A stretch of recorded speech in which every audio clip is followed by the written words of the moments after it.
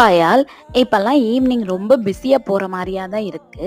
ஏன்னா தினமுமே பையனுக்கு ஹோம் ஒர்க்ஸ்லாம் குடுத்து விடுறாங்க. அதை எழுத வைக்கிறதே ஒரு பெரிய டாஸ்க்கு தான். நல்லா தூங்கிட்டு இருப்பான். மதியம் ஒரு நேப் எடுப்பானா, ஸோ நல்லா தூங்கிட்டு இருப்பான். அவனை எழுப்பி ரெஃப்ரெஷ் பண்ணி ஹோம் ஒர்க்லாம் எழுத வைக்கணும்.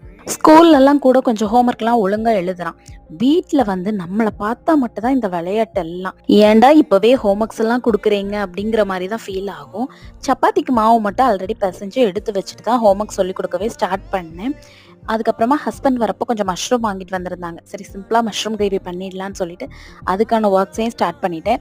சைட் பை சைட்லயே அவனுக்கும் ஹோம் ஒர்க்கை சொல்லி கொடுத்துட்டே தான் இருந்தேன். ஒரு வழியா டின்னர் ஒர்க்லாம் முடிச்சுட்டு அவனும் அந்த டைம்குள்ள எழுதியும் முடிச்சிட்டான். சைட் பை சைட்லயே சப்பாத்தியும் தேய்ச்சி போட்டு எடுத்துட்டேன். டின்னர்லாம் சாப்பிட்டு முடிச்சதுக்கு அப்புறமா கையோட கிச்சன் எல்லாத்தையுமே க்ளீன் பண்ணியாச்சு. எல்லா ஒர்க்கையும் முடிச்சுட்டு வந்து தூங்கலான்னு வந்தா டைமை பாருங்க, மணி 10:30. இங்க ஒருத்தர் எவ்வளவு ஆக்டிவா விளையாடிட்டு இருக்காரு பாருங்க.